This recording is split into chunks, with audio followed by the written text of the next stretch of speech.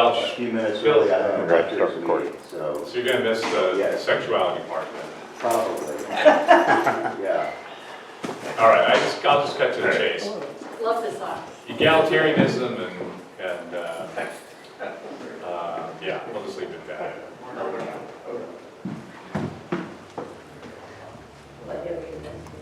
Should I go ahead? All right, let's go ahead. So I first developed this in 2019 and updated it. It's the first part of it is based on a nice summary that the writer Gary Wills, who some of you might know better from his Pulitzer Prize-winning book on Lincoln at Gettysburg, but he was also a classics professor, studied for the Catholic priesthood, and has written a lot about religion and culture in the U.S. and the Gospels and Paul. And then the chapter he didn't have in his book was about, that should have had, was about Paul and sexuality. So I've developed that from a couple of different sources. So let's start out with some basics about Paul. So Paul is the earliest writer in the New Testament. Maybe some writings as early as the late 40s and maybe some as late as around 60. And the only author that we know is truly the author of at least 7 of the letters that are attributed to Paul. We'll talk a little bit about what letters scholars agree are Paul and what are from the Pauline community, and some that are obviously much later. He writes before the destruction of the temple in Jerusalem, before the first Jewish revolt, and that's huge. Christians really need to understand this, because you really can't understand the rhetoric of the post-temple destruction in the New Testament if you don't understand how impactful the destruction of the temple was and the divisiveness that created between, it's anachronistic to say this, Jewish Christians and Gentile Christians, but let's apply that term retroactively. Paul didn't write everything attributed to him, as I said, and we'll talk about that in just a minute. Paul saw men and women as equals, and I think I'll make that point today. And Paul lived and died as a Jew. And I've got a whole series on that I've done before, I may do that again. But just to quickly summarize that, I wrestled with, how does Paul keep his energy around God's bringing the kingdom to fruition in my lifetime for 30 plus years, or around 30 years. And I think it's because he expected, he saw Jesus' resurrection as the first fruits of the general resurrection, the resurrection of all people, which as a Pharisee, those Pharisaic Jews believe. And as the Old Testament prophets indicate, one of the signs of the coming kingdom is when the nations, the Gentiles, the Goyim in Hebrew, turn to the God of Israel. And so he was seeing that happen in his own ministry.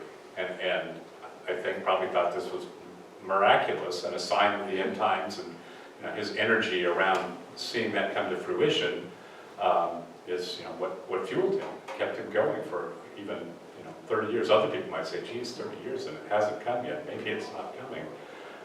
But he had plans, beyond Rome. He had plans to get to Spain. Paul's authentic writings make his encounter and his account of the risen Christ as the only first-hand account we have in the New Testament. And he was not anti-Jewish. There's a lot that we lose, especially in the book of Romans, the way the chapters and verses are written, and we lose the elements of dialectic and some other Greco-Roman debate tools, and we misread it.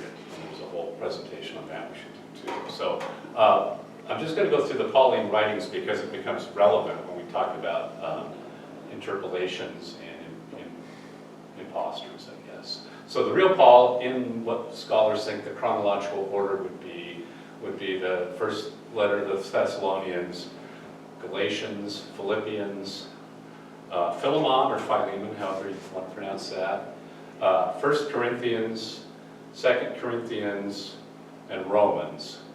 And interestingly, 1 Corinthians in the text refers to Paul talks about my previous letter to you. So there's a 0 Corinthians that we don't have. It's not extant. And 2 Corinthians is fairly obviously a couple of different letters that are kind of pushed together. So, and one of the authors I'm reading right now suggests that chapters 10 through 13 probably were written before chapters 1 through 9. But anyway, that's getting into the weeds. And then Romans, the last consensus, authentic writing of Paul. And when I say writing, understand, Paul dictated, and scribes wrote this down. And there's all, I think, let's see, is it in Philippians, where at the end of the letter, Paul actually does write some stuff and points out, I'm writing this, look how big my handwriting is. Because, you know, he probably wasn't. And being a scribe, I mean, we think of it now as, you know, this is someone that was educated and very likely a slave. Scribes are very likely slaves. And you weren't working at a table like the medieval portraits show you. You were hunched over on papyrus with poor tools, and your hands were cramping up. And it was not an exalted position at all. Okay, so written by followers of Paul and carrying forward some Pauline ideas, Colossians, Ephesians. One clumsy rewrite is 2 Thessalonians, which draws largely from, word for word, from 1 Thessalonians and kind of put back together.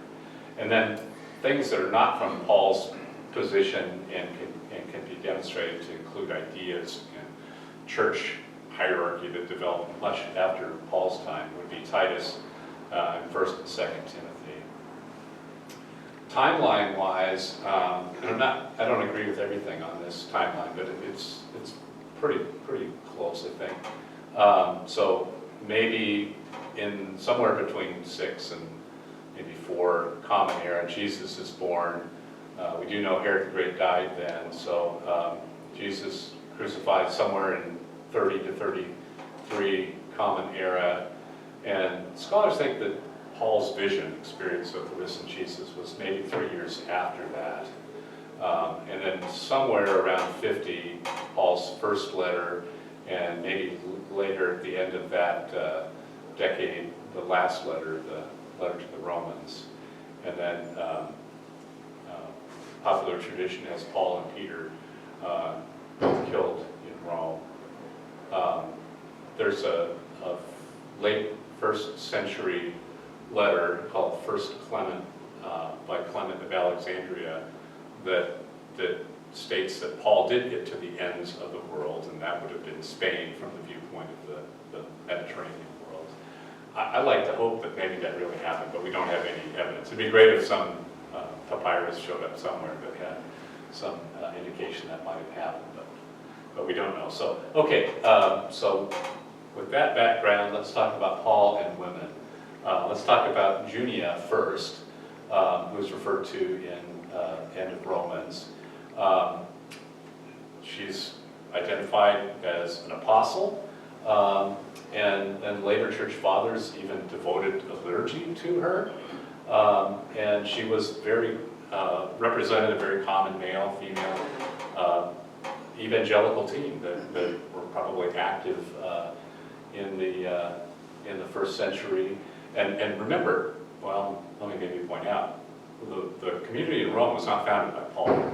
It was there prior to Paul, probably Jewish Gentile community, and the Jews were actually banished from Rome briefly by, I'm going to get the emperor wrong, was it Nero, Bill, that sent the Jews out of Rome, and then they were allowed back in after Nero died?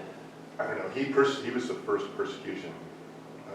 But the Jewish Christian Messianic community was the Jewish community. Part of that was sent out of Rome and then later returned, and this led to a conflict right between the two. David, did you get? Yeah, it's important to note that in those days, Nero and anyone else it would have been impossible for them to distinguish between a Christian and a Jew. They were all Jews.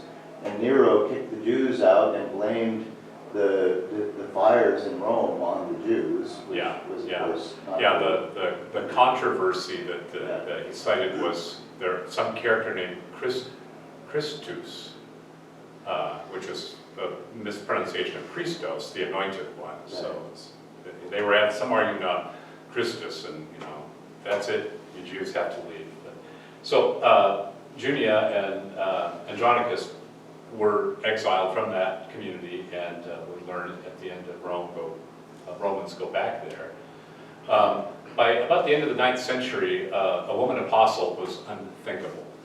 And so she was simply erased from history. And she was erased by changing her feminine name Junia to Junius, which ironically is a masculine name that shows up nowhere else in antiquity. Interesting point, in first century, 49% of the female names were Salome or Mary. So there weren't a lot of variation in names apparently.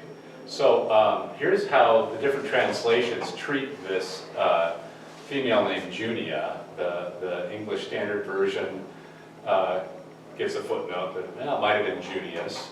The New American Bible says Junius or Junia, which is feminine. It's Junia here in the New American Bible, and footnoted that it's a woman's name. One ancient Greek manuscript and a number of ancient versions read the name Julia. Most editors have interpreted it as a man's name, Junius. Most of those editors were probably men carrying on the tradition, maybe known to them or not known to them, that this was really added much later. In the Living Bible, it's just simply Junius, male name. King James Version's got Junia, Junius in the Revised Standard Version, but don't worry, we fixed that later in Junia, although they keep the footnote of Junius. But it's clearly a later imposition of an unacceptable role for a woman to have played, when clearly it's spelled out there in the manuscripts, and consistent with, we'll see in just a minute here, Paul's interaction with all kinds of male-female teams that got the name apostles, which simply means emissaries. Okay, another one is Prisca, part of a husband and wife team. Oh, I'm sorry, I conflated these two. Prisca and I think it's Andronicus, Aquila, sorry. They were the husband-wife team that were expelled from Rome, and they're the ones that are going back to Rome. And they're included in his list of people to be addressed. And there was a convention that the more important name went first, and so Prisca being listed first indicates that she probably had a higher status than her husband. We're to assume she's the husband-wife team, and perhaps due to wealth that she had. There's a tradition that thinks maybe Prisca had a hand in composing the letter to the Hebrews. I don't know how well supported that is, but part of the reason we have the letter to the Hebrews in the New Testament is there was an early understanding that it could be attributed to Paul as well, but no scholars believe that anymore. Okay, Phoebe's my favorite. She's entrusted with delivering the letter to the Roman community, and she is associated with Paul's plans for mission beyond Rome into the western part of the Mediterranean basin and eventually Spain. She's identified as a prophet, and these aren't people that predict the future, but rather those that correct or reform or purify actions that are going on within a community, like the Hebrew prophets, right? And they're explaining why have things gone awry for people of Israel. Well, you didn't take care of the widow and the orphan. You didn't treat the foreigner like a member of the community.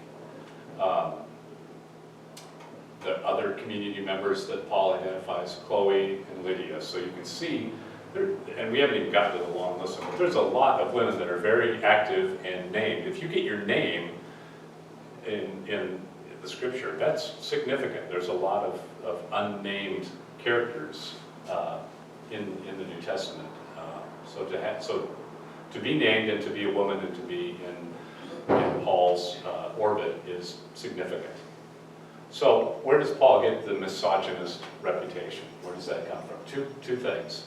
Interpolations that are later additions into what Paul wrote, and then impersonators, people that are writing under the umbrella of Paul or attributing their writing to Paul. So let's start off with an example of an interpolation. So in 1 Corinthians 11, we're going to go through the actual text here, but there's text in there that clearly conflicts with what Paul talks about in Galatians, and even earlier in the same letter to the Corinthians. There's language you find in that, I'll call an interpolated text, that uses practices and all the traditions, which is language we see in what's called the pastoral epistles, Titus, Timothy, 1st and 2nd Timothy, that is nowhere in the authentic Pauline writings. So it's phraseology that just isn't used. That isn't to say, well, maybe he started using that later. Well, maybe, but it's pretty unlikely. So then an interpolation would be something inserted into an authentic. Yeah, we'll see that in the next page here. In the example that I'm going to go, which is the 1 Corinthians 11 text, you can see how this interpolation disrupts the more natural reading and flow of the text with the introduction of really a completely different topic. And then I'll make one more point after we see that. So here's the interpolation. So I'll read this because it's important to get the flow. All things are lawful, but not all things are beneficial. All things are lawful, but not all things build up. Do not seek your own advantage with that of the other. Eat whatever is sold in the meat market without raising any question on the ground of conscience. For the earth and its fullness are the Lord's. If an unbeliever invites you to a meal and you are disposed to go, eat whatever is set before you without raising any question on the ground of conscience.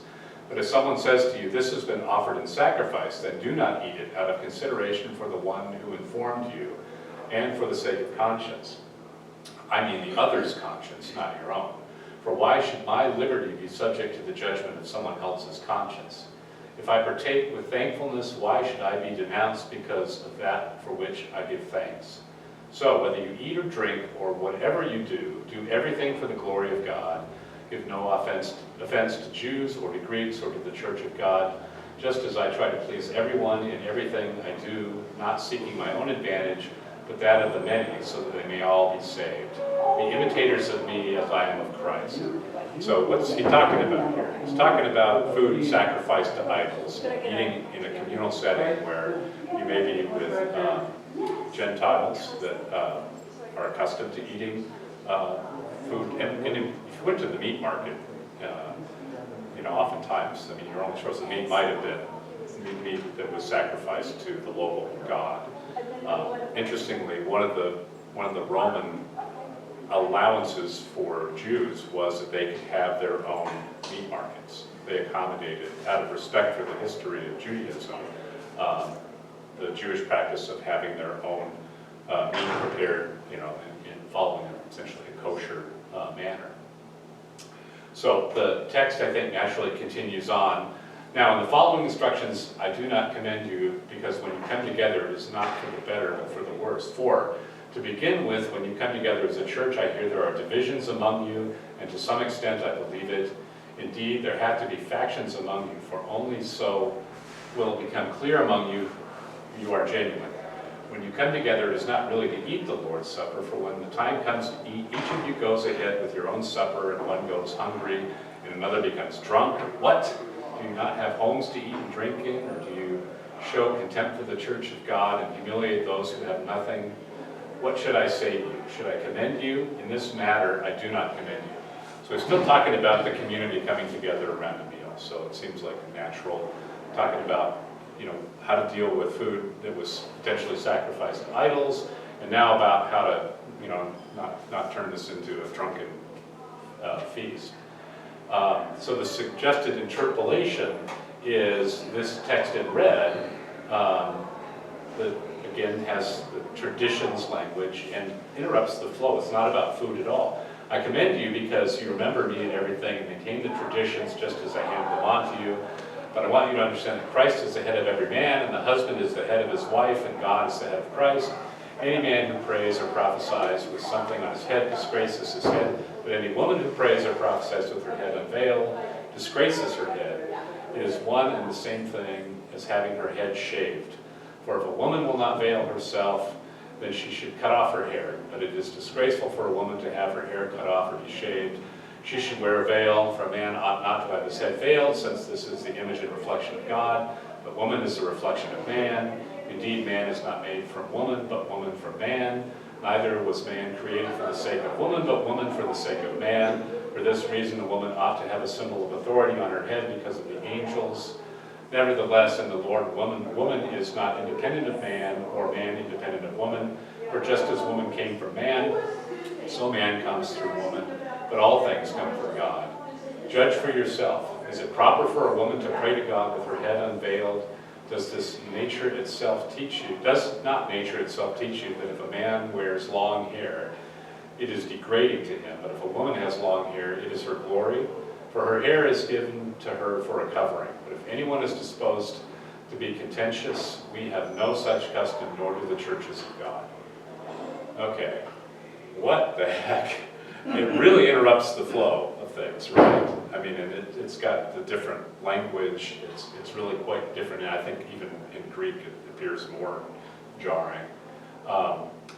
The other thing is that what the text in red in different manuscripts shows up in different places. So it's a little bit more evidence that, yeah, this was inserted, and it wasn't even consistently inserted into the same place. So that's what scholars think is an interpolation and not in keeping with Paul's original flow of that particular part of the text. I'll just stop and ask if there are any questions. There's a few other examples of interpolations. Yeah? So assuming that, granted that is an interpolation, you just pointed out how clumsy it is. Is there any feeling among scholars for why they did their job? I'm sorry, I couldn't hear the last part of that. Is there any feeling among scholars for why the interpolator didn't do a better job? Probably didn't feel like they had to. Maybe simply sticking it in and the whole body of the letter carrying, its importance was enough. Yeah. Kind of like ChatGPT. Pardon? Kind of like ChatGPT. Yeah. If you stuck a paragraph of ChatGPT into a letter you wrote, actually I can't remember who was telling me this, that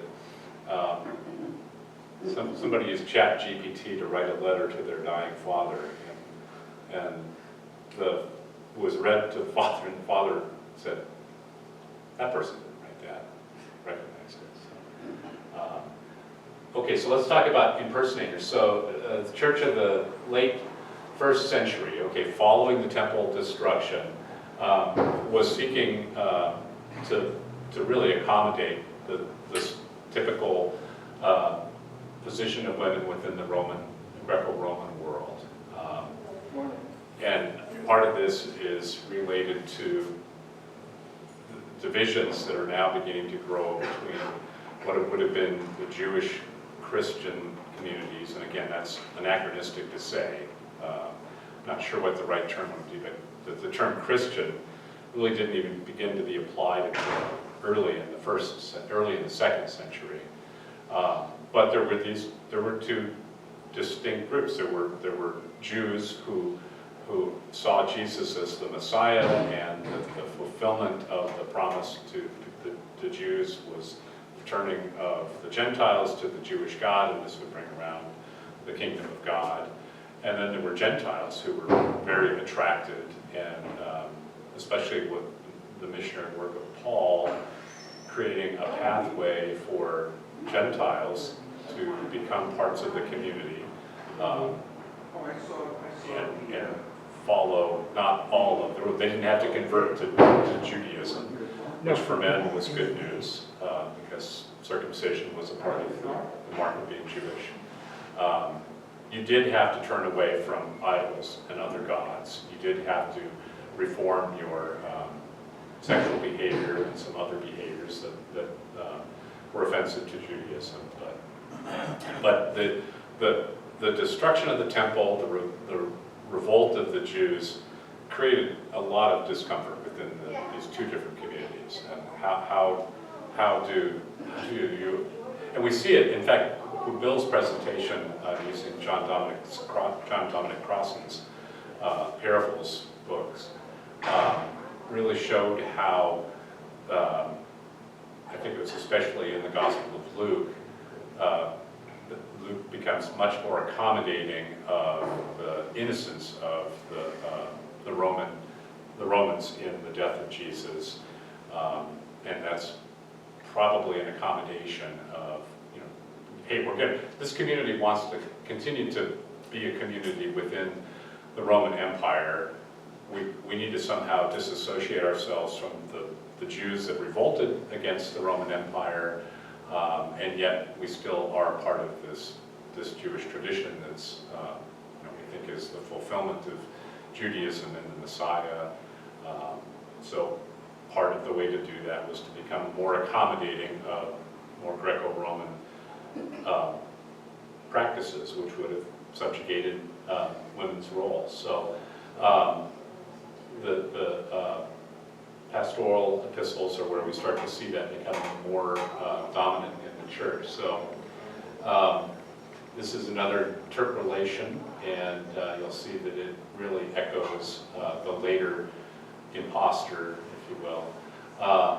So I'll read this. What should be done then, my friends? When you come together, each one has a hymn, a lesson, a revelation, a tongue, or an interpretation. Let all things be done for building up. If anyone speaks in a tongue, let there be only two or more, or at most three, and each in turn, and let one interpret. But if there is no one to interpret, let them be silent in church and speak to themselves and to God.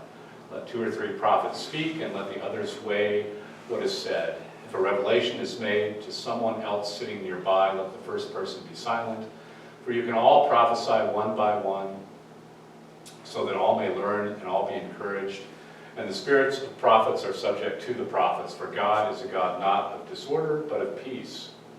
Anyone who claims to be a prophet or has spiritual powers must acknowledge that what I am writing to you is a command of the Lord. Anyone who does not recognize this is not to be recognized. So, my friends, be eager to prophesy, and do not forbid speaking in tongues, but all things should be done decently and in order. So the suggested interpolation is, as in all the churches of the saints, women should be silent in the churches, for they are not permitted to speak, but should be subordinate, as the law also says.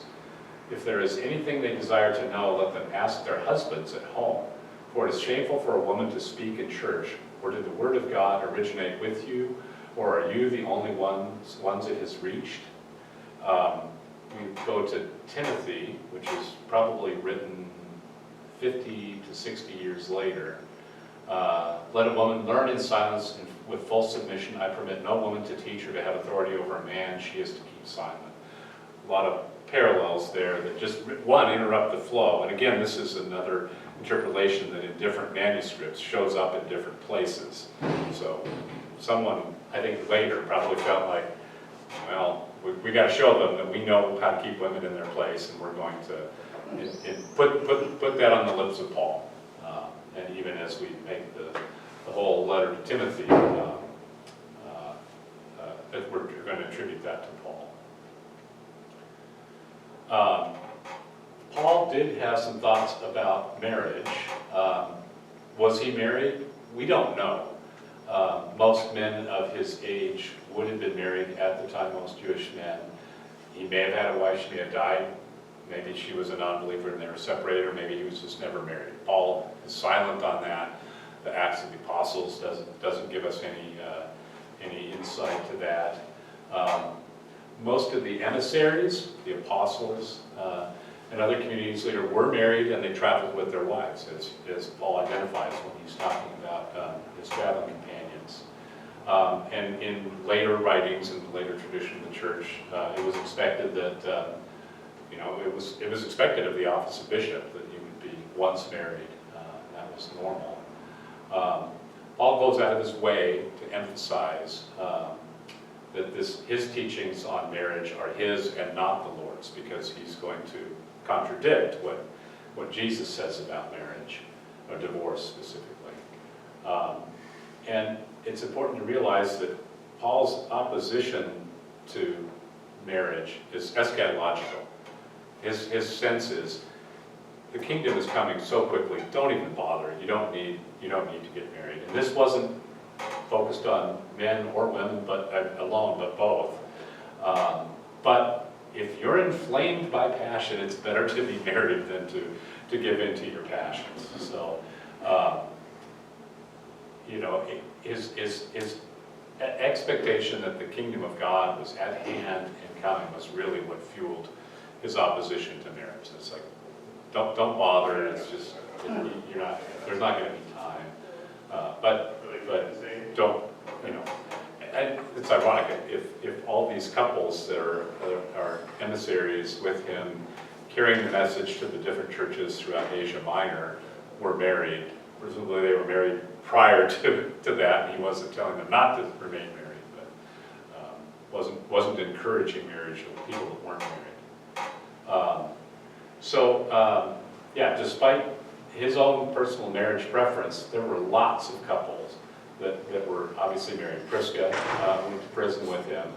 There are 4 married couples that are named as working hard for the Lord in Romans.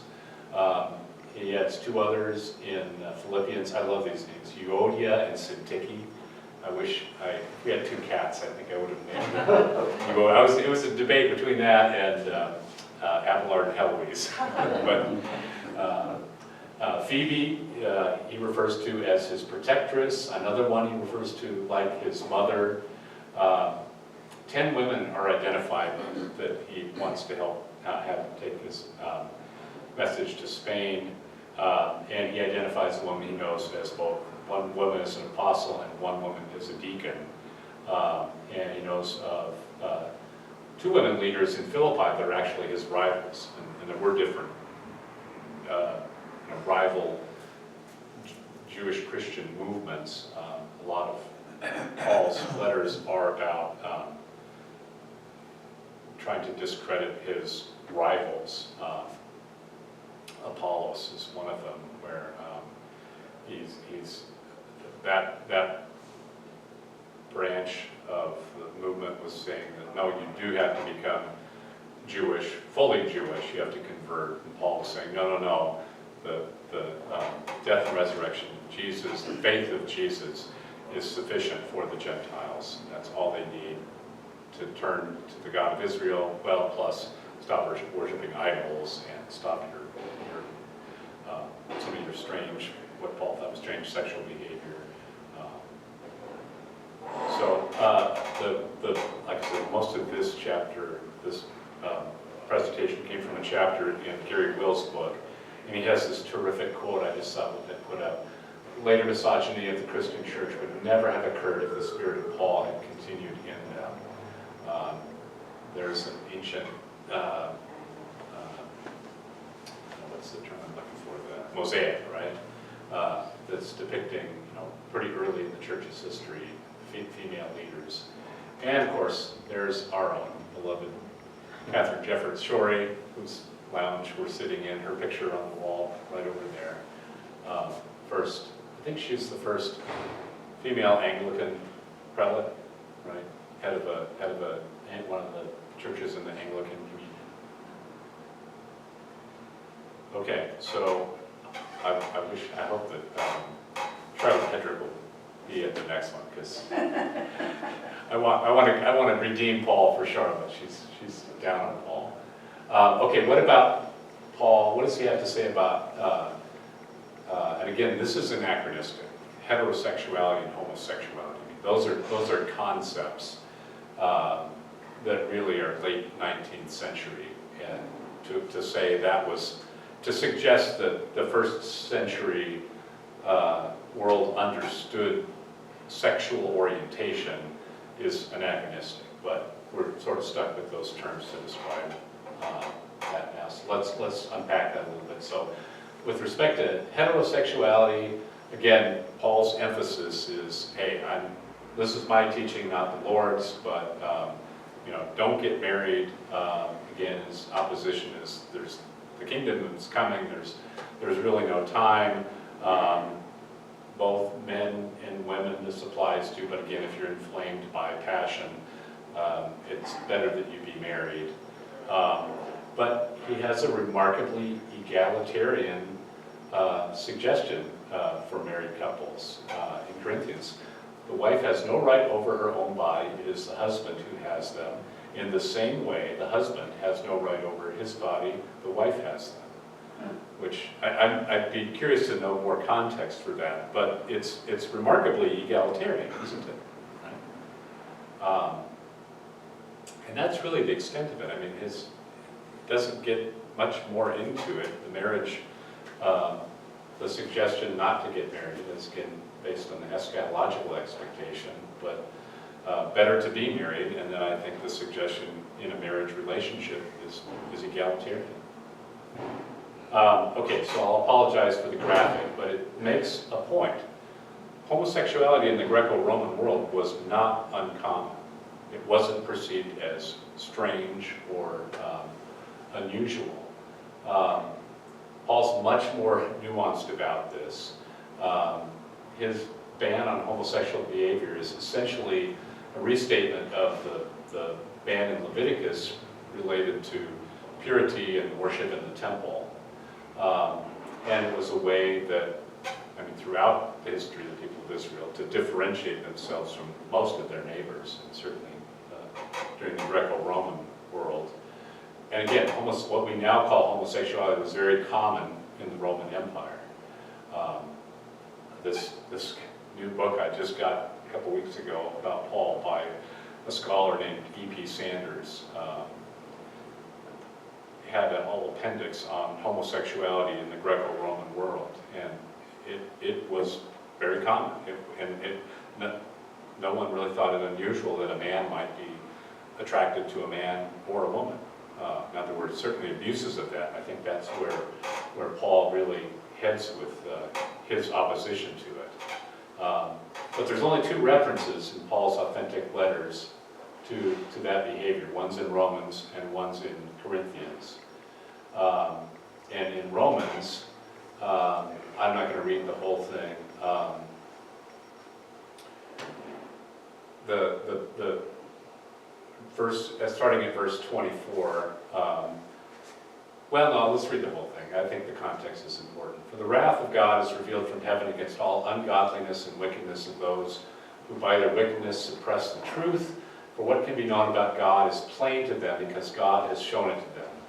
Ever since the creation of the world, his eternal power and divine nature, invisible though they are, have been understood and seen through the things he has made.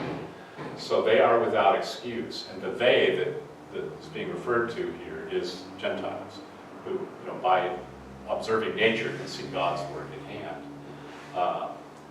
For they knew God. They did not honor him as God or give thanks to him, but they became futile in their thinking, and their senseless minds were darkened. Claiming to be wise, they became fools, and they exchanged the glory of the immortal God for images resembling a mortal human being, or birds, or 4-footed animals, or reptiles. What are we talking about here?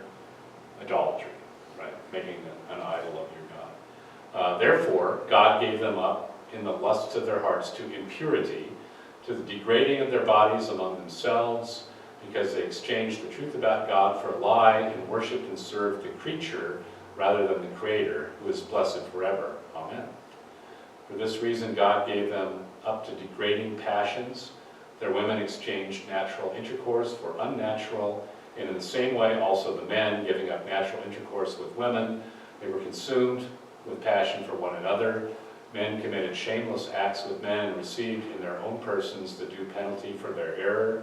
And since they did not see fit to acknowledge God, God gave them up to a debased mind and to things that should not be done. They were filled with every kind of wickedness, evil, covetousness, malice, full of envy, murder, strife, deceit, craftiness.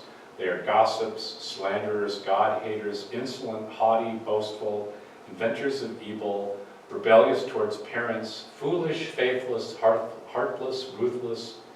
They know God's decree that those who practice such things deserve to die, if they not only do them, but even applaud others who practice them. So, a couple things. Those attributes are derived from idolatry. Paul's saying these are the things that will overtake you because you exchange the truth about God for a lie, and you are serving the creature rather than the Creator. And in the list of really bad things, what's not included in there? Homosexual. Any kind of sexual behavior, period, right? I mean, these are all the list of bad things. So, what's going on here? This is from the beginning of the letter to the Romans.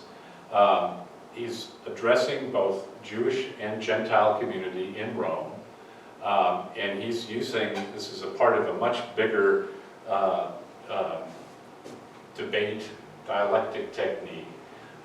He's addressing the Gentile brothers first, saying, you should have known better. It's obvious God's handiwork is all around us, and yet you ignored and you made idols, and then because of that, all these awful things, you were covetous and you were gossips, right? So that was a result of giving up the worship of God. But in the following chapter, which I didn't read, he turns around and berates the Jews for not keeping the Jewish law as well. So it's a bit of a smackdown.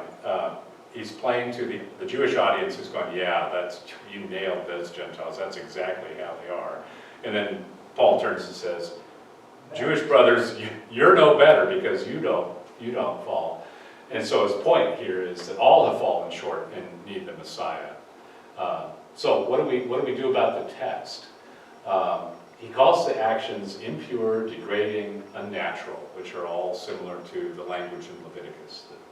It's about purity. And when he says they're unnatural, really that means that something natural would be something that was ordinary or conventional or what would be expected. And that's the same word that he uses, the same Greek word he uses later to describe natural Jews that are Jews by birth, and natural Gentiles.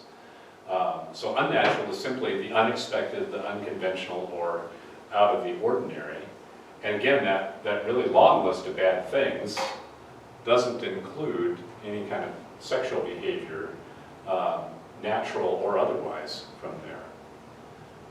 So again, this is a part of a much larger dialectic that Paul is using in Romans to first gain the sympathy of his Jewish brothers by playing to their biases, and then showing that they're just as guilty as the Gentiles of breaking any laws, and that it's the Messiah, the Jewish law. In the Messiah, the Jewish law is fulfilled, and the purity issues in the law don't matter. Especially makes that point around food, worship to idols. He's sensitive to some groups that might not be quite there yet, in disregarding not being offended by food that might be shared at the table and worship to idols, but generally Paul's, don't worry about that. He's trying to, incline the Jewish brothers to recognize the Gentile brothers as, equal inheritors of the promise of God, and the Jews is no better off, no less vulnerable to disobeying. And then, of course, he turns around again and kind of rebukes the Gentile brothers for maybe getting too smug about this new position that they inhabit within the promise God's promise to all nations. So, in the second text, the interpretation there really hinges on a couple of key translations, and I wish I could pronounce. Who knows how to pronounce this in Greek? Is it malakoi? I don't have Greek. Sounds good. arsenokoitai, so these two words. And we're going to do a little bit of a text study here because how these words get translated is really interesting throughout time. So the King James Version, know ye not that the unrighteous shall not inherit the kingdom of God? Do not be deceived, neither fornicators, nor idolaters, nor adulterers, nor effeminate, nor abusers of themselves with mankind. And that's that ute malakoi, ute arsenikai. They translate that as abusers of themselves with mankind. Nor thieves, nor covetous, nor drunkards, nor revilers, nor extortioners shall inherit the kingdom of God. Okay, let's go to the RSV. Do you not know that the unrighteous will not inherit the kingdom of God? Do not be deceived, neither the immoral, nor idolaters, nor adulterers, nor homosexuals. So what was previously translated, abusers of themselves with mankind, that same Greek phrase is now translated in the single word homosexual. Nor thieves, nor greedy, it's the same, just after that. Later revision of the RSV changed that homosexuals to sexual perverts, which is maybe a little bit closer to what the King James Version had. And then the NRSV in '89 changed it to male prostitutes, sodomites. And again, it's that same ute malakoi, ute arsenokoitai. It's the same Greek, 4 Greek letters in that phrase that are all translated in these different ways. And it keeps on going. New American Bible, this is from the Catholic tradition. Does anybody remember, I think even some of the mainline churches, when they were getting their minds around can we ordain somebody that's homosexual? And I think a lot of them said, well, yes, as long as they're not a practicing homosexual. So look what we got here, introduced into the Catholic English Bible is nor boy prostitutes nor practicing homosexuals. Okay, that's for that's how that's translating those same 4 Greek words. And then the New American Bible Revised Standard Versions, boy prostitutes nor sodomites, but they did have a note, and this is worth reading. The Greek word translated as boy prostitutes may refer to catamites, that is, boys or young men who were kept for purposes of prostitution, a practice not uncommon in the Greco-Roman world. In Greek mythology, this was the function of Ganymede, the cupbearer of the gods, whose Latin name was catamitus, if I'm saying that right. The term translated sodomites refers to adult males who indulge in homosexual practices with such boys. We're going to unpack that a little bit more too. Homosexual was neither a concept nor a word in antiquity, and it only emerged in the late 19th century, I think like 1860s in Germany, and then it found its way into English. And well into the 12th century, the sodomite simply meant someone from Sodom, just as I'm a Spokanite. I grew up in Spokane. So if sodomite and sodomy are referring to the sins of Sodom, which they were, from ecclesiastical Latin, and they were attributed as the reasons that God's wrath was poured out on Sodom and Gomorrah. That's not in the Hebrew Bible. There's no specific sin attributed to the people of Sodom and Gomorrah that results in their destruction. But you know, those translations that use the words homosexual and sodomites are, you know, very anachronistically applying terms that either one, homosexuals didn't even exist, or two, took a word that its meaning was defined only centuries and centuries later, right? 11 centuries later, perhaps. So I'm a fan of David Bentley Hart's New Testament translation.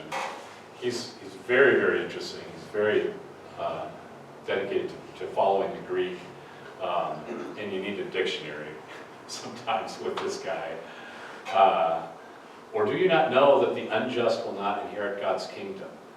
Do not be led astray, neither the whoring, nor idolaters, nor adulterers, nor feckless sensualists, nor men who couple with catamites, nor thieves, nor the acquisitive, nor drunkards, nor the vituperatives, nor the rapacious. I don't even know. Am I a vituperative? I have no idea. Will inherit God's kingdom. So, what have we got here? We've got biblical opposition to prostitution, right, in Leviticus and in Paul's writings.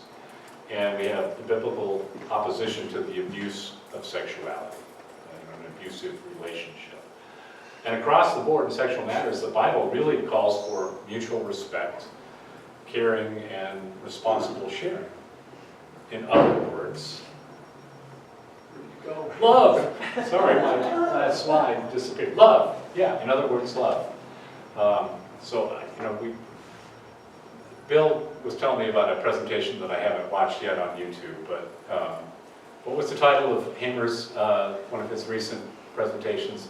Why is the Christian church so fixated on sex? Oh, sexuality. Yeah, Sexuality. Yeah. Yeah.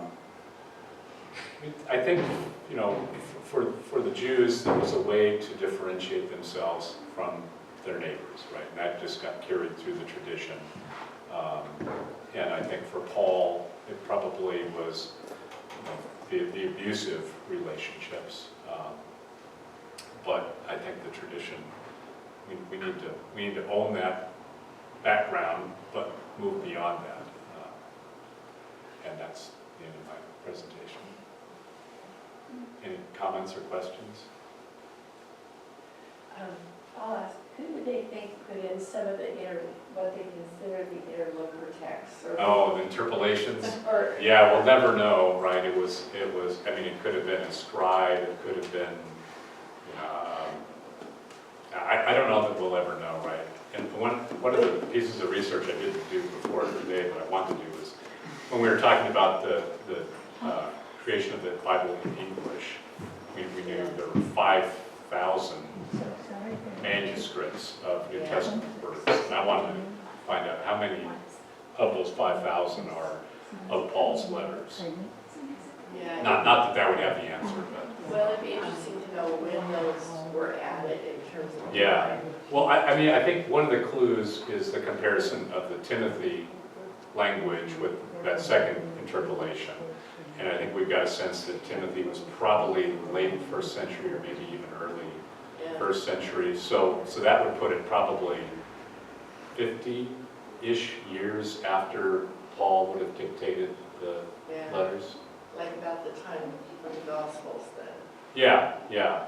And I think most importantly, after the destruction of the temple, when you might feel like, gee, do we want to be, how do we associate ourselves with Judaism in light of this revolt that just happened, in a lot of unrest, and another revolt that actually, you don't know what's happening, but it's going to happen in 134.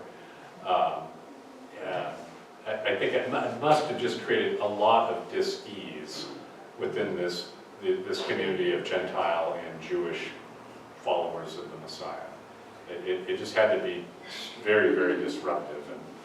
And we see it reflected in the later New Testament writings as the Gentile group. They can't ditch their Jewish roots, but they distance themselves, right? I mean, we go from having, Pilate's ruthless and, puts Jesus on a cross to, Pilate's washing his hands, of this whole thing. Well, probably not, but if you're trying to accommodate your movement within the Roman world post-destruction of the temple, then you can understand why that would have been a technique to differentiate. We're not like those rebellious Jews. We're different, even though we're all inheriting the promise of the Jewish God. So if Paul stayed Jewish, did he stay practicing Jewish? Do you think? I do, yeah. Although I think That's an interest. I mean, part of it's kind of like my background, but I'm interested in that kind of that combination. Yeah. Because it's so separate, culturally, here. But, so it's interesting to me, the merge and the combination. Yeah, well, and remember, he died before the destruction of the temple, so he only Right. would have known late Second Temple Jewish practice. I mean, animal sacrifice was a part of his religious experience, and that didn't change in his lifetime.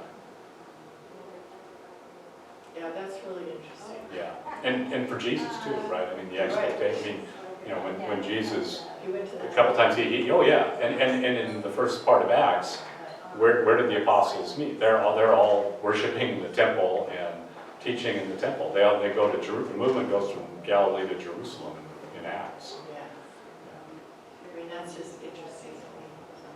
Yeah, it is, and I think really understanding how divisive the destruction of the temple and then the second revolt was, just further drove a wedge between, the two groups that comprise the earliest followers of Jesus as the Messiah.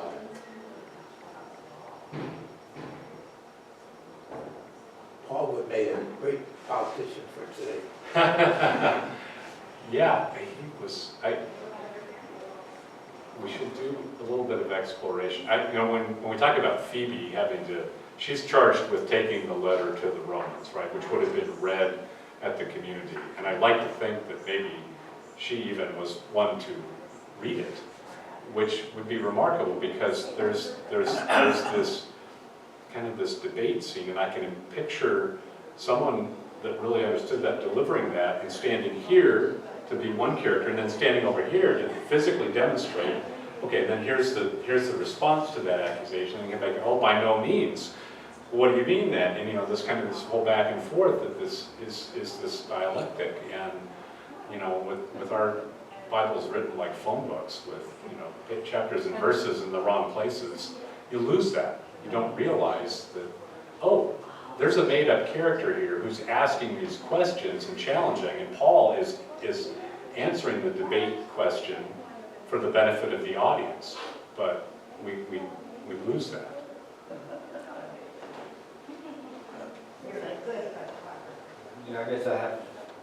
I guess why we have so many denominations, interpretation of these scriptures, Yeah, all those. and which Bible is best, is the New English Bible, is the King James, what? The Greek, maybe if we read it, but even then, it's got all these manuscripts. Which manuscript you can use? Exactly, but a lot of churches lay down the law according to Yeah, the interpretation of the well, Bible that they have. sexuality is and a we- powerful force in the world, right? Women are the ones that suffer. Yeah. But, Bishop Shorey on the wall there, right? And I go back to Gary Wills, what if that strand had become dominant? How different would the world be today, right? If those earliest church leaders who were women, what if that continued, through the ages, right? Through the Middle Ages. What would the world be like? Well, it's interesting that in the 12th and 13th century, Mary took on the important role that had been missing in Christianity. Yeah. And she became the loving mother and the lover who accepted people as they were. And Yeah. that sort of female presence of God. Yeah. I think even Carl Jung said she completes the Trinity. She's the fourth element that completes the Trinity. Well, thank you all for coming. Yeah. Thank you. Yeah. Appreciate it.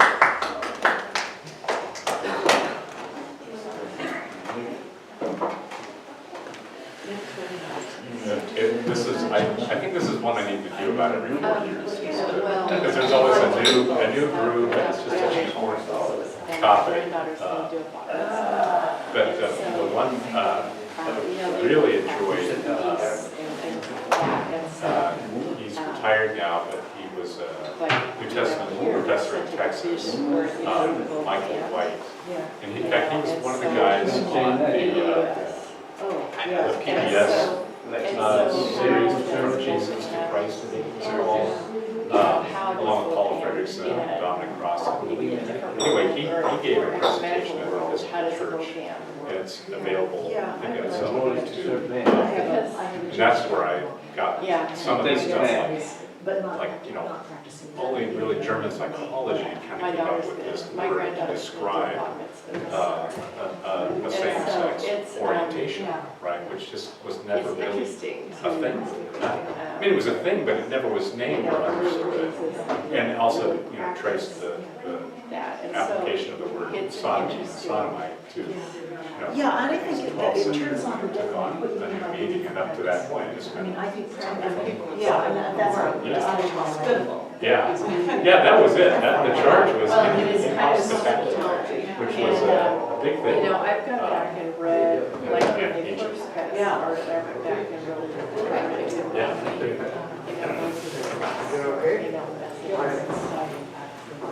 so she's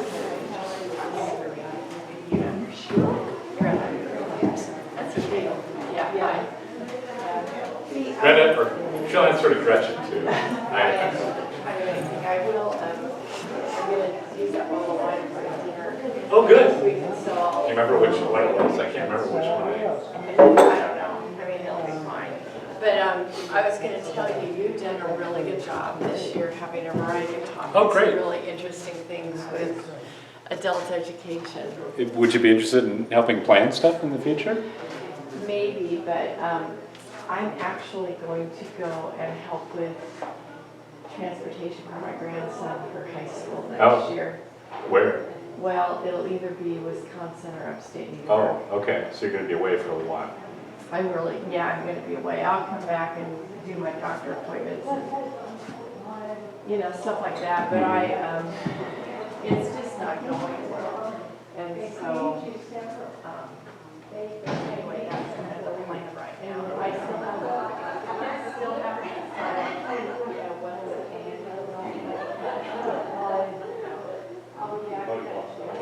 I'll be back. Sharon's Okay.